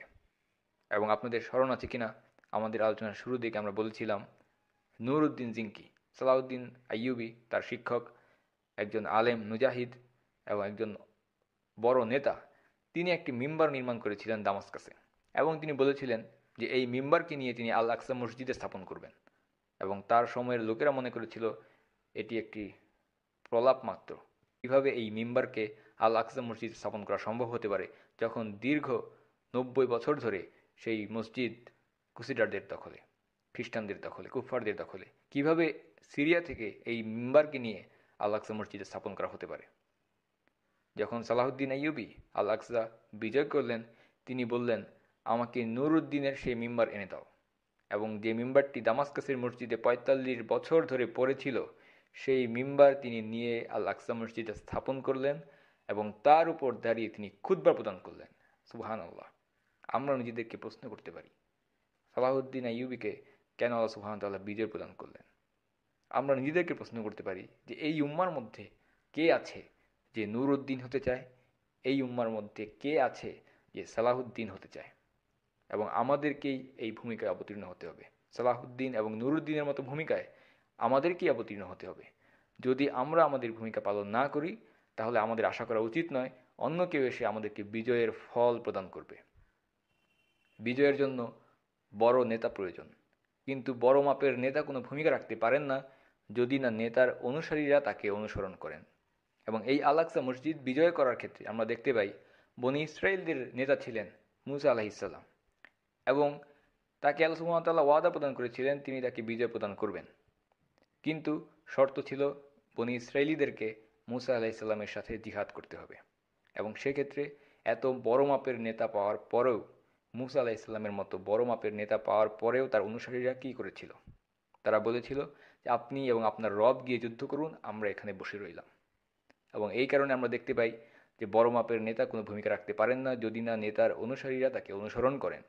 এবং শেষ পর্যন্ত মুসা আলাইহিস সালাম তিনি বনি ইসরাইলীদের জন্য আল আকসা মসজিদকে উন্মুক্ত করতে পারেননি। এবং পরবর্তীতে ইউশা ইবনে নুন তার সময়ে দীর্ঘ সময় পর যখন আল্লাহ সুবহানাহু ওয়া তাআলা যেই শর্তকে বিজয়ের জন্য আরোপ করেছেন সেই জিহাদকে তারা বিজয়ের মাধ্যম হিসেবে বেছে নিয়েছিল, তখন আল্লাহ সুবহানাহু ওয়া তাআলা ইউশা ইবনে নুনের মাধ্যমে বনি ইসরাইলীদের জন্য আল আকসা মসজিদকে উন্মুক্ত করে দিয়েছিলেন। এবং আমরা আলোচনা করছিলাম সালাহুদ্দিন আইয়ুবী রাহিমাহুল্লাহর ব্যাপারে। তিনি জেরুজালেমে প্রবেশ করলেন এবং কাউকেই হত্যা করলেন না। তিনি সমগ্র শহরের অধিবাসীদেরকে ক্ষমা করে দিলেন, যদিও ইতোপূর্বে তারা বহু মুসলিমদেরকে নির্যাতন এবং হত্যা করেছিল। তিনি শুধুমাত্র 200 জন প্রহরীদেরকে হত্যা করলেন যারা মুসলিমদেরকে আতঙ্কিত করে রাখত। এবং আরেকজন ব্যক্তিকে তিনি বাছাই করে হত্যা করলেন। সেই ব্যক্তিটি কে ছিল? সেই ব্যক্তিটি ছিল রেজিনাল্ড শ্যাটেলন। এবং সেই ব্যক্তিটি বলেছিল, অদ্ভুত অহংকার প্রকাশ করে বলেছিল সে কিনা কবর থেকে রাসূলুল্লাহ সাল্লাল্লাহু আলাইহি ওয়াসাল্লামের দেহ তুলে নিয়ে আসবে এবং মুসলিমদেরকে টাকা দিয়ে সেটা প্রদর্শন করাবে। সালাহুদ্দিন আইয়ুবী নিজে সেই ব্যক্তিকে নিজ হাতে হত্যা করার মর্যাদা হাতছাড়া করলেন না। আপনি মুসলিমদেরকে হত্যা করতে পারেন, সেক্ষেত্রে এই অপরাধের জন্য ক্ষমা পাওয়া যেতে পারে, কিন্তু যখন কেউ রাসূলুল্লাহ সাল্লাল্লাহু আলাইহি সাল্লামের সম্মান নিয়ে তামাশা করবে, আমরা এটাকে কোনো তামাশা হিসেবে গ্রহণ করি না। এটা কোনো খেল তামাশার বস্তু নয়। এক্ষেত্রে কাউকে ক্ষমা করে দেওয়ার কোনো প্রশ্ন নেই। ঘটনার নিষ্পত্তি ঘটল একমাত্র সেই ব্যক্তির শিরচ্ছেদ করার মাধ্যমে। সালাহুদ্দিন ফিলিস্তিনের নিয়ন্ত্রণ অধিকার করলেন। তিনি শান্তি এবং ন্যায় বিচার প্রতিষ্ঠা করলেন। কিন্তু কুফফাররা যেভাবে মুসলিমদেরকে গণহত্যা করেছিল, তিনি ক্রুসেডারদেরকে সেভাবে হত্যা করলেন না। তিনি তাদেরকে শান্তিতে ছেড়ে দিলেন। তারা যেভাবে মুসলিমদের 70,000 জনকে হত্যা করেছিল, তিনি তাদেরকে হত্যা করলেন না। তারা যেভাবে মুসলিম নারীদেরকে ধর্ষণ করেছিল, তিনি তাদের নারীদেরকে ধর্ষণ করলেন না। তিনি তাদের জন্য ফিলিস্তিনকে তাদের জাহান্নামে পরিণত করে দিলেন না। অথচ বহু বছর আগে তারা যখন ক্ষমতাধর ছিল, তারা মুসলিমদের সাথে এর বিপরীত আচরণটি করেছিল। সালাহুদ্দিন আইয়ুবী একজন উদার মনের ব্যক্তি ছিলেন এবং আক্ষরিক অর্থেই তিনি তাদের সবাইকে মুক্ত করে দিলেন। মহিলারা সালাহুদ্দিন আইয়ুবীর কাছে এসে সাহায্যের আবেদন করত এবং তিনি তাদের আত্মীয়দেরকে ছেড়ে দিতেন। এমনকি যদিও তারা যোদ্ধা ছিল, মুসলিমদের বিরুদ্ধে যুদ্ধ করেছিল, অথচ সালাহুদ্দিন আইয়ুবী তাদেরকে বিনা শর্তে ক্ষমা করে দিতেন। এবং সালাহুদ্দিন আইয়ুবী রাহিমউল্লাহর ভাই এসে সালাহুদ্দিন আইয়ুবীর কাছে 1000 বন্দীর জন্য আবেদন জানালেন। সালাহুদ্দিন তাকে সেটা প্রদান করলেন এবং সালাহুদ্দিনের ভাইও তাদের সবাইকে আজাদ করে দিলেন। এমনকি তিনি সপরিবারে বিভিন্ন বন্দীদেরকে মুক্ত করে দিতে লাগলেন। ইতিহাসে এত বেশি সংখ্যক লোককে ক্ষমা করে দেওয়া, এত বড় ক্ষমা এবং উদারতার নজির বিরল। যখন ইউরোপে খ্রিস্টানদের ভূমিতে, ক্রুসেডারদের ভূমিতে এই পরাজয়ের সংবাদ পৌঁছল, এটা তাদেরকে একেবারে বিধ্বস্ত করে দিল এবং তারা এতটাই মানসিকভাবে আক্রান্ত হলো, যখন পোপ, খ্রিস্টানদের ধর্মগুরু, সে এই পরাজয়ের সংবাদ শুনল, আক্ষরিক অর্থেই যে স্থানে সে এই সংবাদটি শুনল, ঠিক সেই স্থানে, সে জায়গায় মারা গেল। সেই স্থানে সে পরাজয়ের সংবাদ শুনে ঘটনাস্থলে মৃত্যুবরণ করল। এই সংবাদ খ্রিস্টানদেরকে, ক্রুসেডারদেরকে এতটাই মানসিকভাবে আক্রান্ত করেছিল। সুলতানের বিশ্বস্ত বন্ধু এবং সাথী কাজী বাহাউদ্দিন ইবনে সাদ্দাত এই গৌরবময় বিজয় সম্পর্কে বলেছেন, এটা ছিল এক বিরাট বিজয়। এই পবিত্র মুহূর্তে বাইতুল মাকদিসে আলিম উলামা, কামিল, ফাজিল, মুফাসির এবং পর্যটকদের এক বিরাট সমাবেশ ঘটেছিল। লোকেরা যখন জানতে পারল যে সমুদ্র উপকূলবর্তী এলাকাসমূহ মুসলিমরা বিজয় করে ফেলেছে, তখন মিশর এবং সিরিয়া থেকে উলামায়ে কেরাম দলে দলে বাইতুল মাকদিসের দিকে রওনা হয়ে গেলেন। চারদিকে দোয়া, তাকবীর, তাহলিল ধ্বনিত হচ্ছিল। 90 বছর পর বাইতুল মাকদিসে জুমার সালাত অনুষ্ঠিত হল এবং কুব্বাতুস সাখরার উপর যে ক্রুজকে তারা স্থাপন করেছিল, সেটাকে নামিয়ে ফেলা হলো। সে এক আশ্চর্য দৃশ্য। ইসলামের বিজয় এবং আল্লাহর সাহায্য খোলা চোখে দৃষ্টিগোচর হচ্ছিল।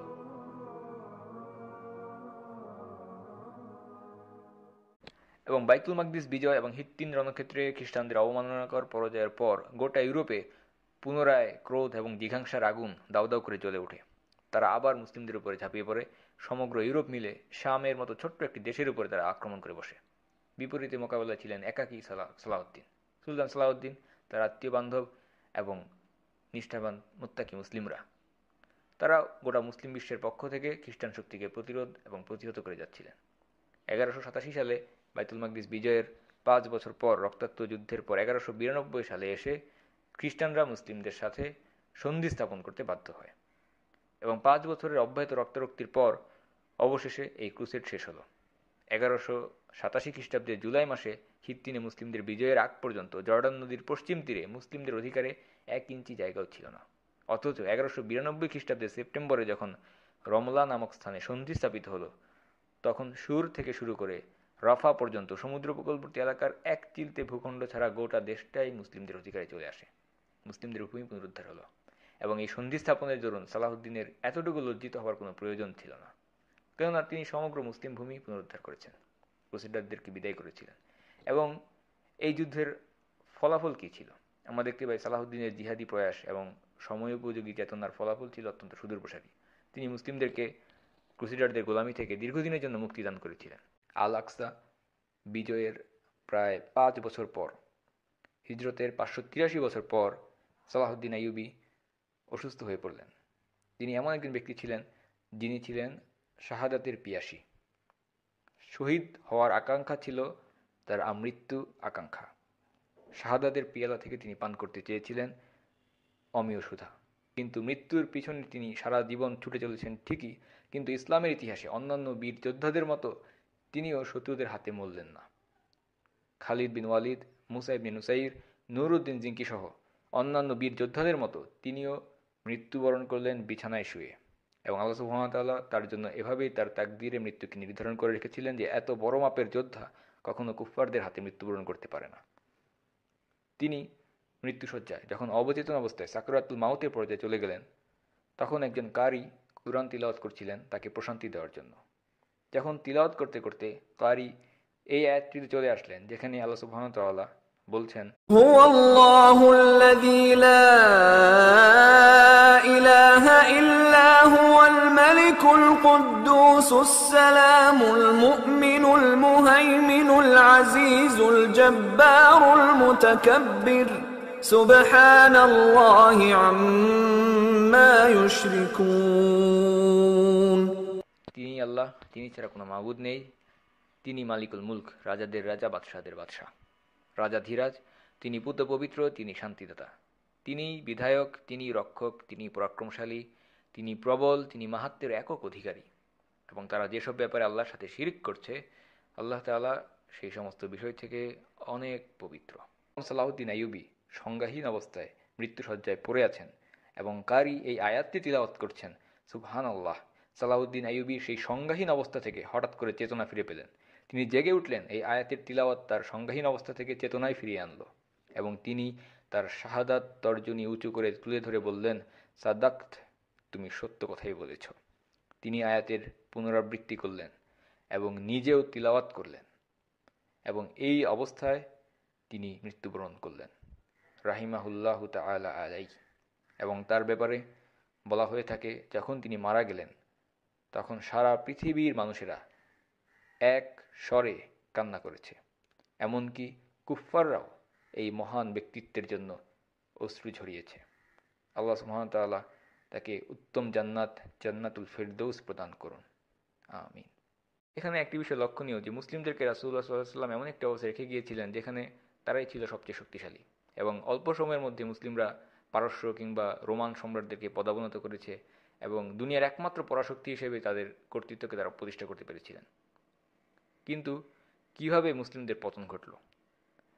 এবং এখানে আমরা উল্লেখ করতে পারি সৈয়দ আবুল হাসান আলী নাদভী, তিনি তার অসাধারণ একটি কিতাব মুসলিমদের পতনে এই বিশ্ব কি হারালো, এই শিরোনামে তিনি একটি কিতাব লিখেছেন এবং সেখানে তিনি মুসলিমদের এই পতন যুগের সূচনা কিভাবে শুরু হলো এবং মুসলিমদের এই পতনের কারণ কি, এই সম্পর্কে খুব সুন্দর চমৎকার আলোচনা করেছেন এবং তিনি ভূমিকাতে উল্লেখ করেছেন। সেই অধ্যায়ের ভূমিকাটি আমরা উল্লেখ করছি। তিনি লিখেছেন যে মানুষের জীবনে এমন দুইটি ব্যাপার আছে যার সঠিক মুহূর্তটি কেউ বলতে পারে না। একটা সম্পর্ক মানুষের ব্যক্তি জীবনের সাথে, সেটা হচ্ছে নিদ্রা। আর দ্বিতীয়টি সম্পর্ক মানুষের জাতীয় জীবনের সাথে, সেটা হচ্ছে তার অধঃপতন, একটি জাতির অধঃপতন। আজ পর্যন্ত কেউই বলতে পারেনি যে অমুক ব্যক্তিটি ঠিক কখন কোন মুহূর্তে নিদ্রাচ্ছন্ন হলো বা ঘুমিয়ে পড়ল। এবং একইভাবে একটি জাতির পতন ঠিক কোন দিন বা কোন তারিখ থেকে শুরু হলো মানুষ কেবল তখনই তা জানতে পারে যখন সংশ্লিষ্ট ব্যক্তি বা জাতি অসাড় হয়ে পড়ে। তবে এখানে আরেকটি বিষয় আমরা উল্লেখ করতে পারি, মুসলিমদের যখন এই ধরনের একটি পতন যুগের মধ্যে যখন খ্রিস্টান ক্রুসেডাররা মুসলিমদের ভূমিতে প্রবেশ করে তাদেরকে হত্যা করছিল, এরপর অল্প সময়ের মধ্যে আমরা দেখতে পাই যখন মনে হচ্ছিল যে মুসলিমরা পতনের একেবারে শেষ সীমানায় পৌঁছে গেছে, তলানিতে পৌঁছে গেছে, অল্প সময়ের মধ্যে মুসলিমরা রাতারাতি আবার উত্থান ঘটালেন। কাফির সাম্রাজ্যের সাথে মুসলিম সাম্রাজ্যের একটি মূল পার্থক্য আমরা লক্ষ্য করি। কাফির সাম্রাজ্যের পতন ঘটে হঠাৎ করে, কিন্তু তাদের উত্থান ঘটতে দীর্ঘদিন সময় লেগে যায়, ধীরে ধীরে তাদের উত্থান ঘটে। অপরদিকে মুসলিমদের পতন ঘটে ধীরে ধীরে, কিন্তু উত্থান রাতারাতি, ঠিক যেভাবে রাসূলুল্লাহ সাল্লাল্লাহু আলাইহি ওয়াসাল্লাম অল্প সময়ের মধ্যে মুসলিমদেরকে প্রতিষ্ঠিত করেছিলেন। একইভাবে ইতিহাসের বিভিন্ন পর্যায়ে আমরা দেখতে পাই মুসলিমদের পতন ঘটতে দীর্ঘদিন সময় লেগেছে, কিন্তু অল্প সময়ের মধ্যে তাদের মধ্যে বিপ্লব, নবজাগরণ সংঘটিত হয়েছে এবং আবার মুসলিমরা সেই পতন অবস্থা থেকে উত্থানে চলে গেছে, রাতারাতি উত্থান ঘটেছে। কিন্তু সেই সময় সালাহউদ্দিন আইয়ুবী রাহিমাহুল্লাহর সময় যখন ক্রুসেডাররা মুসলিমদের ভূমিতে প্রবেশ করে ৭০,০০০ মুসলিমকে আল আকসা মসজিদের সেই ফিলিস্তিন এলাকাতে হত্যা করেছিল, সেই সংকট অত্যন্ত মারাত্মক একটা সংকট ছিল এবং উম্মার অবস্থা সেই সময়ে খুবই করুণ এবং শোচনীয় ছিল। এবং বাইতুল মাকদিস বিজয় ছিল একটি প্রতীক বা একটি সিগন্যাল মুসলিম সাম্রাজ্যের দুর্বলতা এবং পতনের একটি ইঙ্গিত ছিল। এবং একই সাথে এটা ইঙ্গিত বহন করেছিল বাইতুল মাকদিস যখন মুসলিমদের হাত থেকে খ্রিস্টানরা দখল করে নিল, খ্রিস্টান বিশ্বের উত্থান এবং তাদের ক্রমবর্ধমান শক্তির পরিচয় বহন করছিল। এবং এটা ছিল মুসলিম বিশ্বের জন্য একটি বিপদ সংকেত, কারণ এরপর থেকে আমরা দেখতে পাই যে খ্রিস্টানদের দুঃসাহস এবং ধৃষ্টতা এত বেড়ে গিয়েছিল যে সামান্য একটি অঞ্চলের শাসক কির্ক অঞ্চলের শাসনকর্তা রেজিনাল্ড সে প্রকাশ্যে ঘোষণা দিয়েছিল যে মক্কা এবং মদিনা আক্রমণ করবে। এমনকি সে রাসূলুল্লাহ সাল্লাল্লাহু আলাইহি ওয়াসাল্লামের মৃতদেহ কবর থেকে বের করার হুমকি দিয়েছিল। এমনকি সে বলেছিল যে এই দেহকে সে বের করে নিয়ে আসবে, তাদের দেশে নিয়ে যাবে এবং মুসলিমদেরকে বাধ্য করবে টাকার বিনিময়ে সেই দেহকে সে প্রদর্শন করে বেড়াবে। আউযুবিল্লাহ। এতটাই দুঃসাহস তাদের বেড়ে গিয়েছিল এবং মুসলিমদের অবস্থা তলানিতে এসে ঠেকেছিল। এ কারণেই সাইয়েদ আবুল হাসান আলী নাদভী তার অসাধারণ বইটিতে উল্লেখ করেছেন যে রিদ্দার ঘটনার পর, রিদ্দা বা যখন রাসূলুল্লাহ সাল্লাল্লাহু আলাইহি ওয়াসাল্লামের মৃত্যুর পর আবু বকর রাদিয়াল্লাহু আনহুর খিলাফতকালে দলে দলে বিভিন্ন অঞ্চলের মুসলিমরা মুরতাদ হয়ে যাচ্ছিল, সেই সময়ে যখন একটি সংকটময় কঠিন পরিস্থিতি সৃষ্টি হয়েছিল, তিনি উল্লেখ করেন যে রিদ্দার ঘটনার পরবর্তীতে ইসলামের ইতিহাসে এর চাইতে, অর্থাৎ বাইতুল মাকদিস যখন ক্রুসেডাররা দখল করে নিল, সেই সময়ের চেয়ে বেশি নাজুক মুহূর্ত এবং বিপজ্জনক সময় আর দ্বিতীয়টি আসেনি। কিন্তু মুসলিমদের এই পতনের কারণ কি?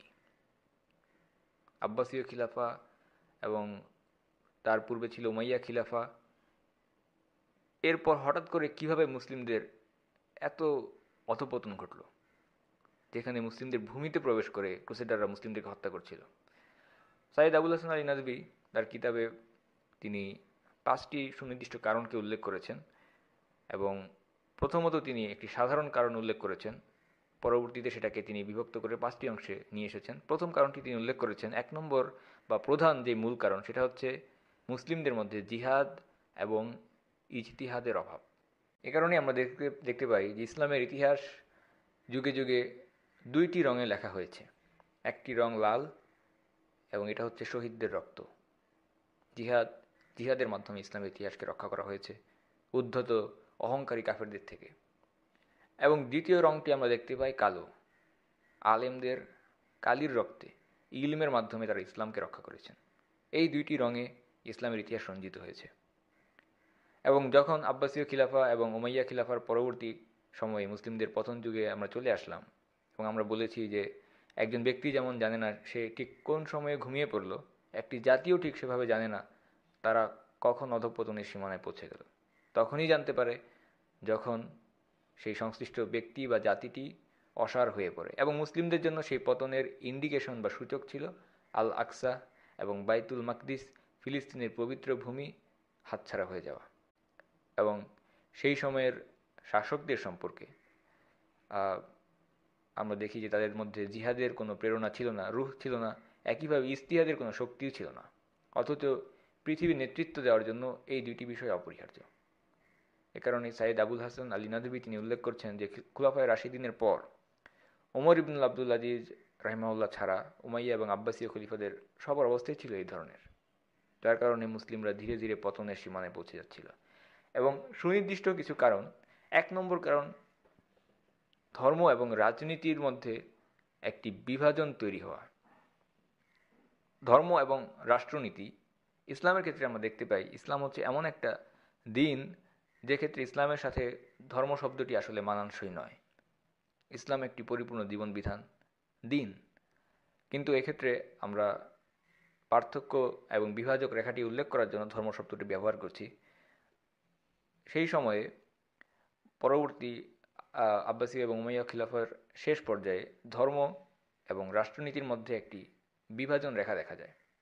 কেননা পরবর্তী যারা শাসকগণ এসেছিলেন তারা ইলমের দিক থেকে, মর্যাদার দিক থেকে বা ধর্মীয় ক্ষেত্রে এতটুকু যোগ্যতার অধিকারী তারা ছিলেন না যে তারা তাদেরকে উলামায়ে কেরাম বা দিনদার লোকদের সাহায্যের প্রয়োজন পড়বে না, এমন ছিল না।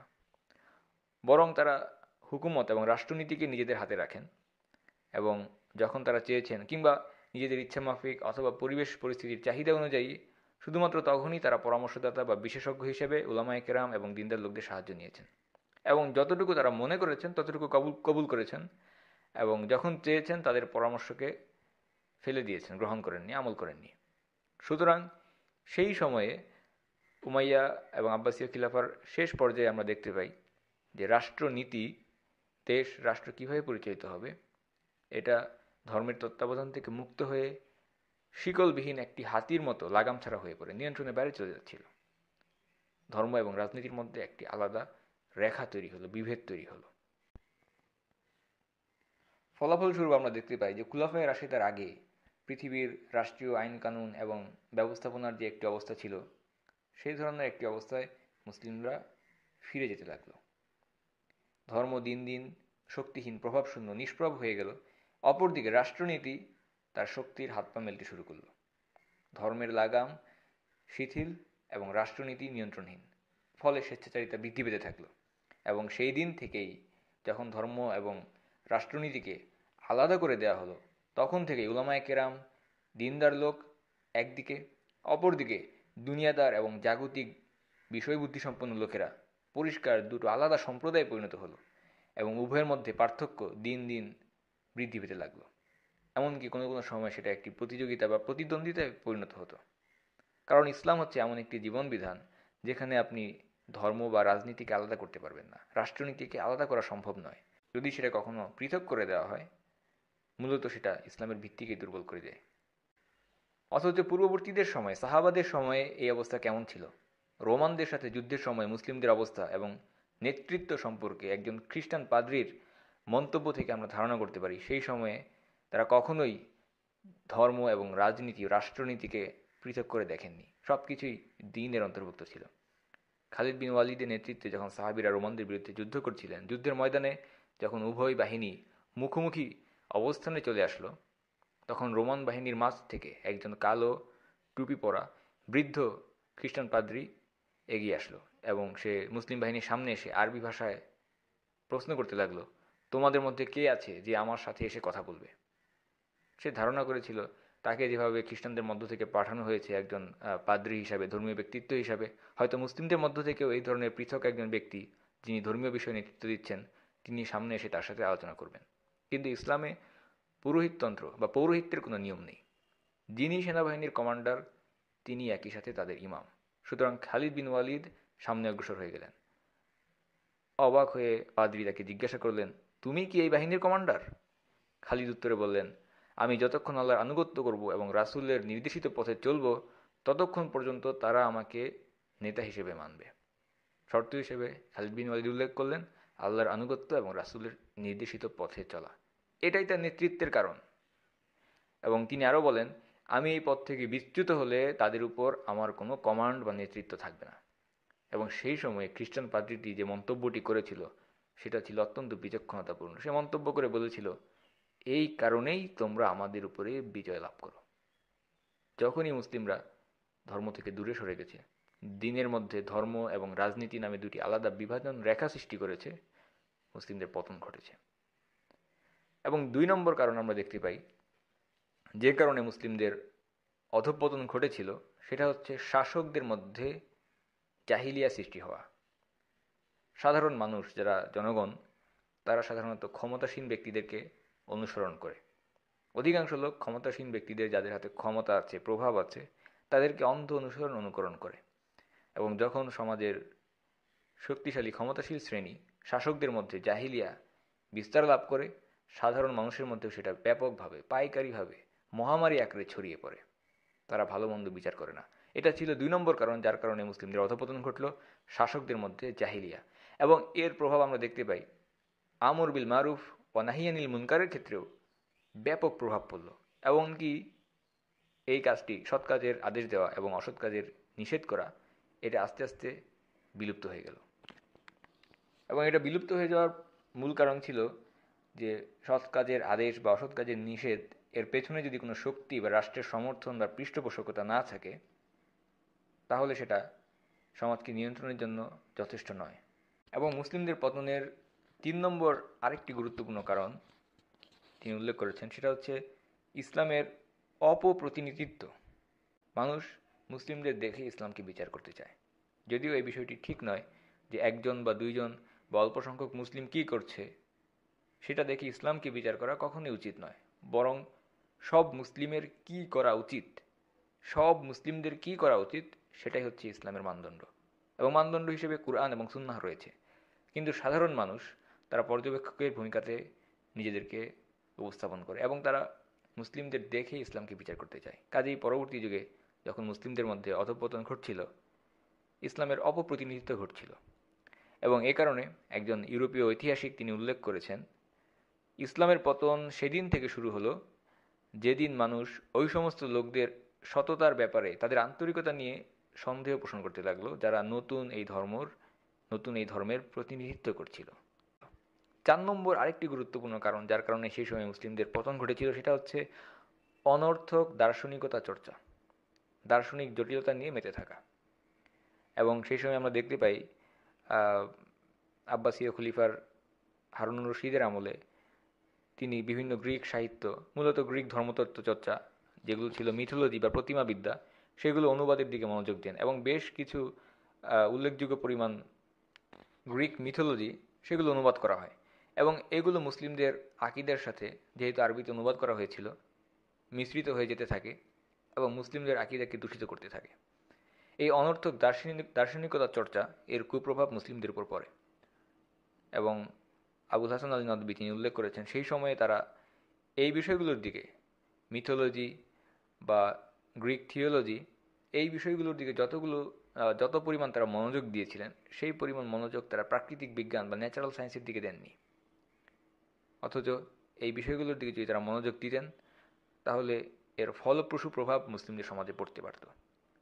এই অনর্থক দার্শনিকতার চর্চা বা এমন সব বিষয়ের চর্চা করা, এমন জ্ঞান বিজ্ঞানের চর্চা করা যেটা মুসলিমদের কোনো উপকারে আসে না, এই প্রসঙ্গে আমরা শাইখ আবদুল্লাহ আজ্জম রাহিমাহুল্লাহর সূরা তাওবার তাফসির থেকে একটি অংশ উল্লেখ করতে পারি। তিনি উল্লেখ করেছেন যে একবার একজন ইউরোপিয়ান সে এসে শাইখ মুহাম্মদ আবদুহুকে জিজ্ঞাসা করলো যে আচ্ছা, আপনারা কেন পিছনে পড়ে থাকলেন আর আমরা কেন এত উন্নতির দিকে অগ্রসর হলাম? তো উত্তরে শাইখ শুধুমাত্র 2টি বাক্য বললেন। তিনি বললেন, তোমরা ছেড়ে দিয়েছ, আমরাও ছেড়ে দিয়েছি। তোমরা খ্রিস্টানরা তোমাদের ধর্মকে ছেড়ে দিয়েছ যা বিজ্ঞান বিরোধী, আর আমরা আমাদের ধর্মকে ছেড়ে দিয়েছি যা আমাদেরকে বিজ্ঞান চর্চায় উৎসাহিত করে। এ কারণেই আমরা পশ্চাতে পড়ে আছি আর তোমরা উন্নতির শিখরে পৌঁছেছ। এই অনর্থক দার্শনিকতা চর্চা, অপ্রয়োজনীয় বিদ্যার চর্চা মুসলিমদেরকে ধীরে ধীরে অধঃপতনের দিকে নিয়ে যাচ্ছিল। এবং পঞ্চম এবং শেষ যে কারণটি সৈয়দ আবুল হাসান আলী নদভী উল্লেখ করেছেন, মুসলিমদের পতনে বিশ্ব কি হারালো সেই গ্রন্থে, সেটি হচ্ছে মুসলিমদের মধ্যে জাহিলিয়াতের বিস্তার, শিরক এবং বিদাত আবার আস্তে আস্তে শিকড় মেলতে শুরু করলো। এবং এই 5টি কারণ নিয়ে কেন এত দীর্ঘ আলোচনা করতে হলো, সালাহউদ্দিন আইয়ুবীর হিত্তিন যুদ্ধ বিজয় এবং আলাক্সা বিজয় নিয়ে আমরা কথা বলছিলাম, কিন্তু ভূমিকাতেই আমরা মুসলিমদের পতনের বিভিন্ন কারণগুলো নিয়ে আলোচনা করছি। এবং বিস্তারিতভাবে 5টি কারণ নিয়ে আলোচনা করা এই কারণে প্রয়োজন, কারণ আপনি যদি আপনার চিন্তার মাধ্যমে বা আপনার কাজের মাধ্যমে মুসলিম উম্মার জন্য অবদান রাখতে চান, মুসলিম উম্মার বিজয় সাধন করতে চান, সেক্ষেত্রে আপনাকে জানতে হবে আপনার জন্মের পূর্বে এই উম্মা কি কি অবস্থা অতিক্রম করেছে। কারণ যে ব্যক্তি জানে না তার জন্মের আগে কি ঘটেছিল, তাকে আজীবন শিশু হয়ে থাকতে হয়। সুতরাং উম্মার বিজয় সাধনের জন্য অন্যতম গুরুত্বপূর্ণ একটি বিষয় হচ্ছে উম্মার ইতিহাস সম্পর্কে জানা, উম্মার অতীত অভিজ্ঞতা থেকে শিক্ষা লাভ করা। এবং 5 নম্বর যে কারণটি মুসলিমদের পতন ঘটিয়েছিল সেটা হচ্ছে শিরক এবং বিদআতের বিস্তার, মুসলিমদের মধ্যে জাহিলিয়াত সম্পর্কে উদাসীনতা এবং জাহিলিয়াতের বিস্তার। এবং এই কারণে ওমর রাদিয়াল্লাহু আনহু তিনি অত্যন্ত বিচক্ষণতাপূর্ণ একটি মন্তব্য করেছিলেন। তিনি বলেছিলেন যে আমার ভয় হয় সেই সব লোকদেরকে নিয়ে যারা ইসলামের শেকলের কড়াগুলো ছড়িয়ে দেবে, ইসলামের শেকলের কড়াগুলো ছড়িয়ে দেবে, ইতস্তত বিক্ষিপ্ত করে দেবে। এবং তিনি আরও বলেন, যারা ইসলামের ভেতরে লালিত পালিত হয়েছে, বেড়ে উঠেছে, অথচ তারা জাহিলিয়াতকে চেনে না। ইসলামের ভেতরে লালিত পালিত হয়েছে, বেড়ে উঠেছে, কিন্তু জাহিলিয়াতকে তারা চেনে না এবং তারা ইসলামের এই শেকলের কড়াগুলোকে তারা ছড়িয়ে দেবে। এই সমস্ত লোকদের ব্যাপারে ওমর রাদিয়াল্লাহু আনহু ভয় করে। সাল্লাল্লাহু আলা সাইয়্যিদিনা মুহাম্মদ ওয়া আলা আলিহি ওয়া সাহবিহি ওয়া সাল্লাম তাসলিমান কাসীরা।